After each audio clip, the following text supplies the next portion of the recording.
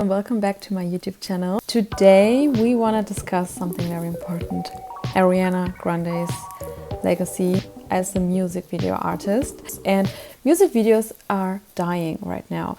We have a serious problem of artists just putting music videos out for the sake of putting them out. And most of the time it has nothing to do with the song. It's not iconic in any ways.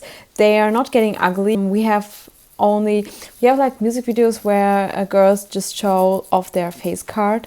The reason why I wanted to make a tier list of Ariana Grande's music videos is first of all, she has a long back catalog, so she has a lot of music videos to talk about. Either she has like the most iconic music videos ever made, or they are just face card videos. It's just no in between. And sometimes a face card video can slay, but sometimes it just is boring and you never want to see it again. So today we are making a tier list. I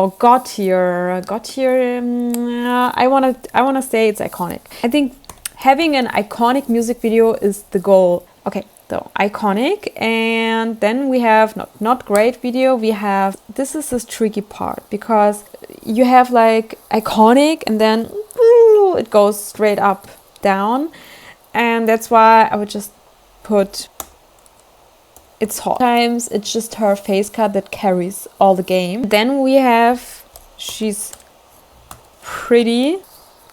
Can't say anything else. Like she's pretty. Yeah, why not? And then we have face card. This is that certain Ariana Grande video format that she has, where she's just staring in the camera for the whole video. Then we have don't know her. This is a tier when you just generally don't care.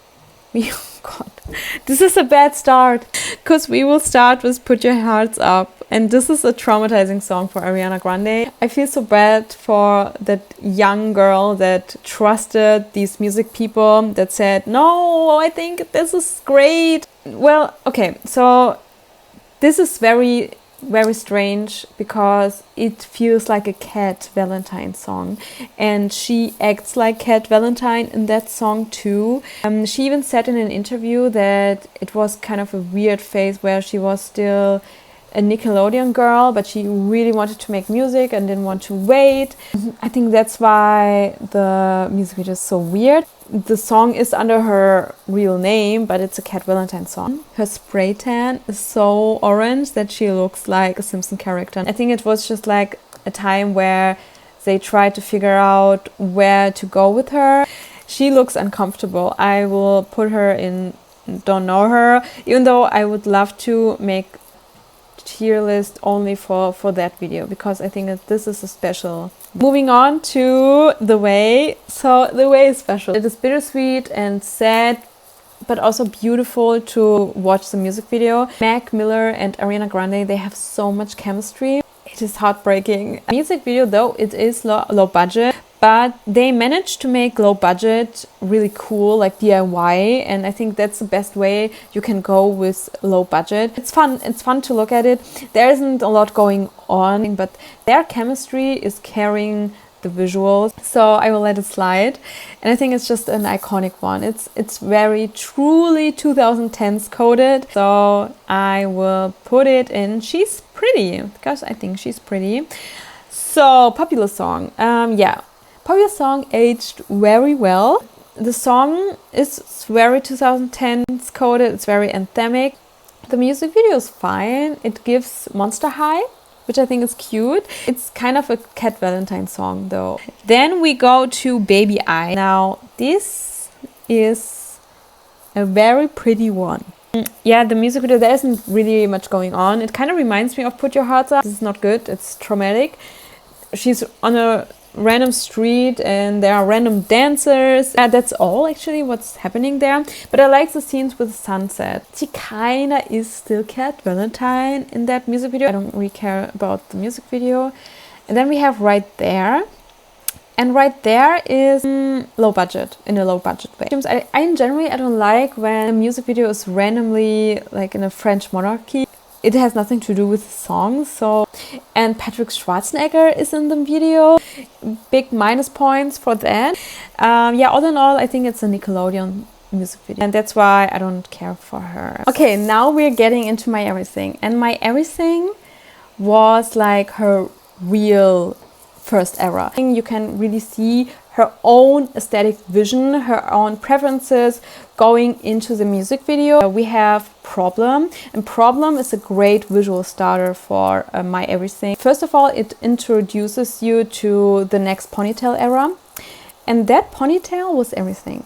And her makeup and the style. She cemented herself as a fashion icon with that style. And Problem, there you can really see her own aesthetic preferences going into the visuals, because she said in several interviews that she loves that 60s futurism, that retro futurism.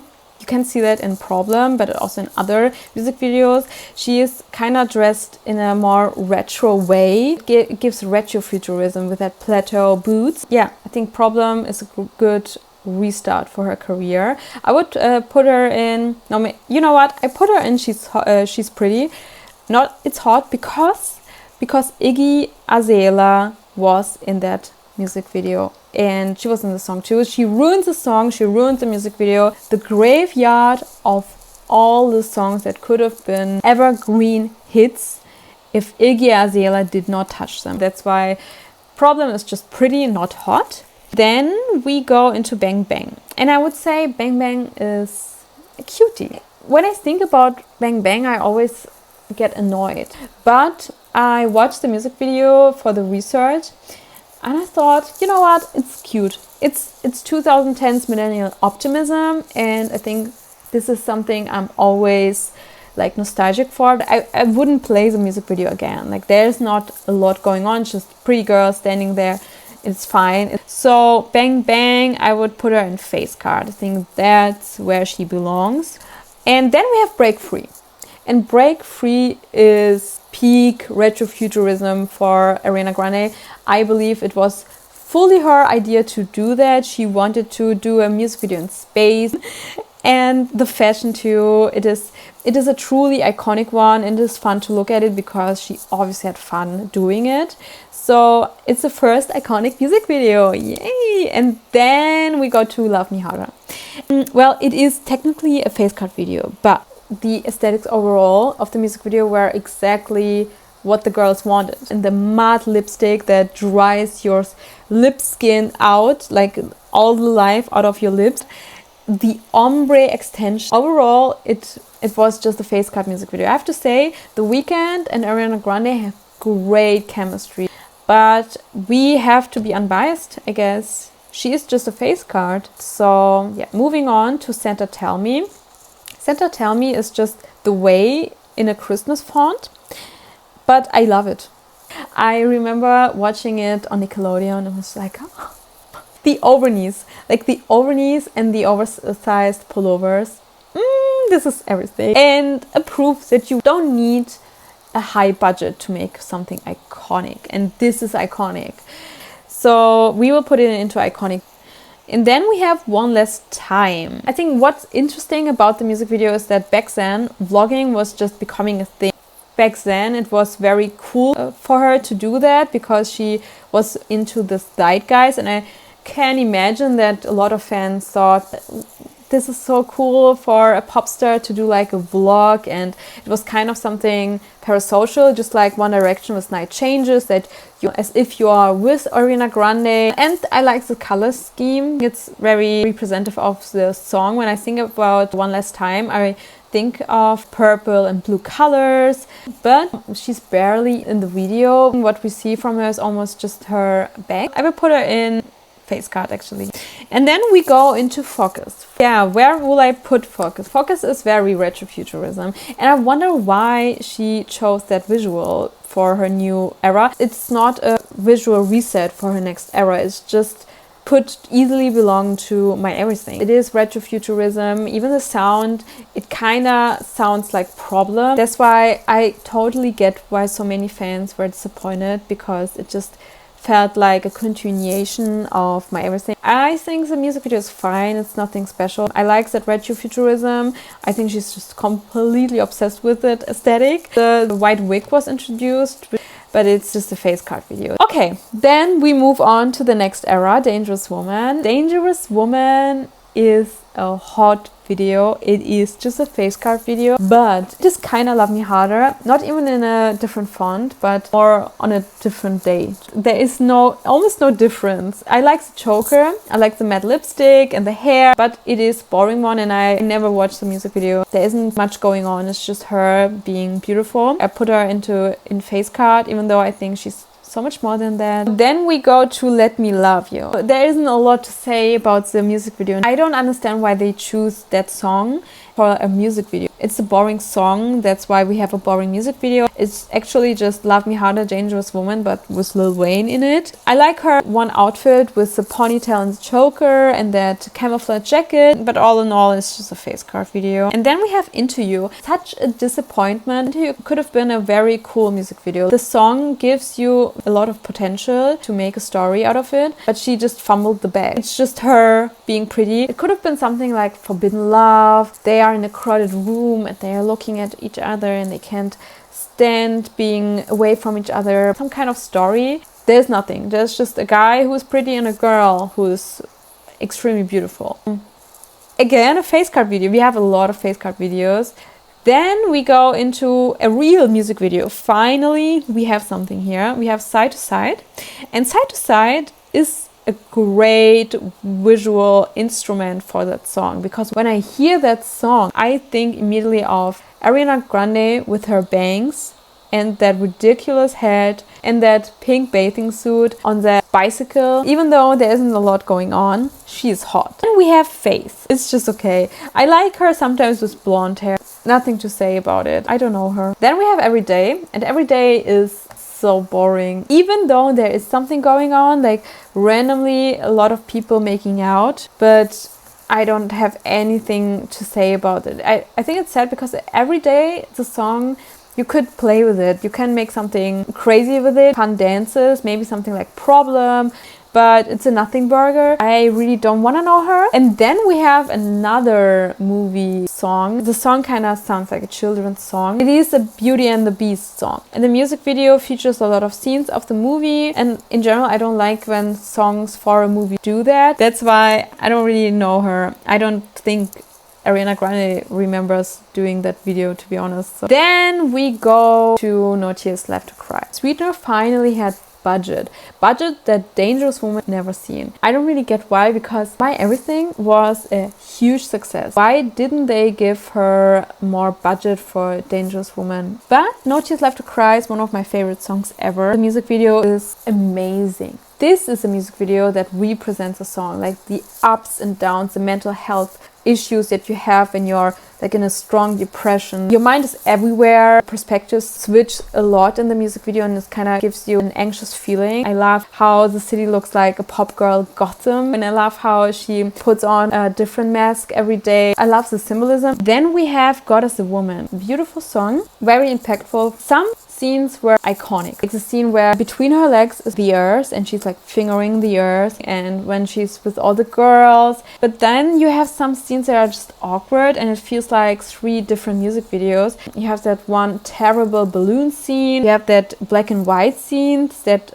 kind of look like she's in a comic. I think the music video could have been very iconic if you just left these visuals. I will just put it right into It's Hot. It could have been iconic, but unfortunately there was just too much going on. Then we have Dance to This. She's just a feature on it. I can't say a lot about it, just I don't know her. Breathe In is boring. It's Love Me Harder, it's Dangerous Woman, it's Let Me Love You. It's not a music video I would watch again. She's just a face card. Then we go to the one music video that kills all of the others because it slays so hard. Thank You Next. so iconic and so well made. Legally Blonde, Mean Girls, 13 Going on 30. Movies that we all knew growing up, and it was so cool to see them for the first time in a music video in a kind of modernized way. I keep going back at it. Then moving on to Seven Rings did not age well. It is very awkward to watch the music video. It is controversial for a reason, but we have to say she looks amazing in it, and I love the color grading. I love that everything is so purple. It matches the vibe of the album very well, but it did not age well. Let's just put her in She's Pretty. And then we have Break Up With Your Girlfriend, I'm Bored. This song has a story, so why should the music video not? At least it has a story. We can't say that about a lot of Ariana Grande songs. It is still kind of boring. It is still kind of into you, but with a bit of a story. Let's put her in She's Pretty. And then we have Monopoly with Victoria Monet. This one is cute, like they have a lot of chemistry, but the music video all in all is a bit boring, and I'm not crazy about the song either, so let's put her in Face Car. And then we come to In My Head. And In My Head was like the peak of face card video. It was just in that white room, nothing going on. This is a bad one. So then we have Boyfriend by Social House and Ariana Grande. Her extensions are offensive in this one. I wouldn't put her in I Don't Know Her or Face Card because it's more than that. She's just a pretty one. Ooh, this one's bad. Don't Call Me Angel. I remember being in the cinema watching the terrible remake of Charlie's Angels, and then the credits came in, the song played, and I was so confused by the song. This was so all over the place,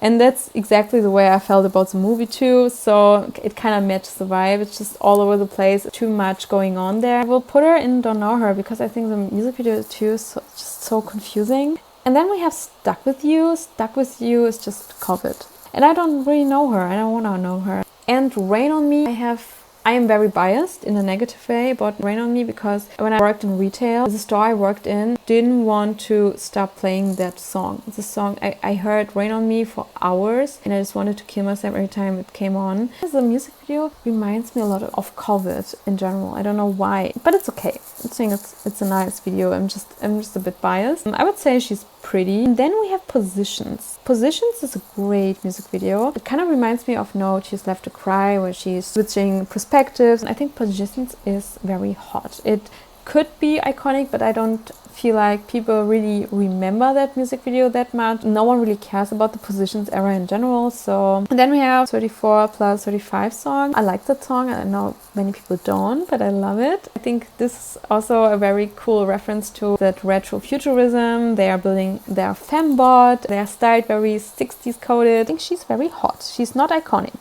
yet. Maybe someday she will be. Then we have the 34-35 remix. She's really hot. I know it's a face card video, but it's the hottest face card video I've ever seen. Like Doja Cat with that dark eyeliner.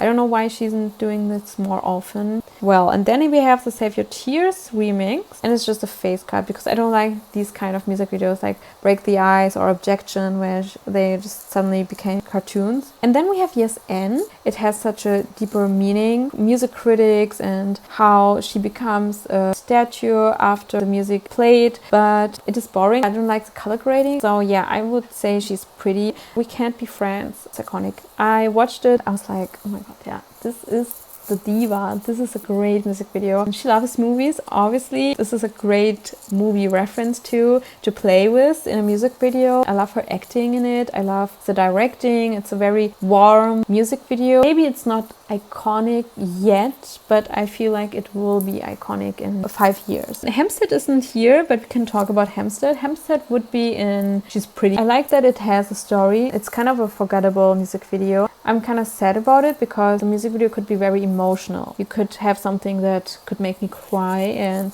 we didn't. And then we have the newest one. I hate that I Made You Love Me. This is a disappointment. I wished for like a horror movie music video, and I think she thinks she got that, but no, it was kind of boring. It was just him being freaked out about Ariana Grande, and that's the whole music video. It wasn't shot in a very interesting way. I don't like the color grading. I would put it in She's Pretty too, because I don't want to speak negatively about the song in general, because I like it and I don't like how people talk about the song. So that's actually all we have. And that's all actually. We have ranked all the music videos and I'm just like really done talking. I enjoyed watching all of her music videos again. Her development as an artist is so interesting. I'm very curious to see how her next videos will look like. If you want to stay tuned for my next videos, I'm doing a lot of pop culture and music related videos. And give me also your opinion in the comments to how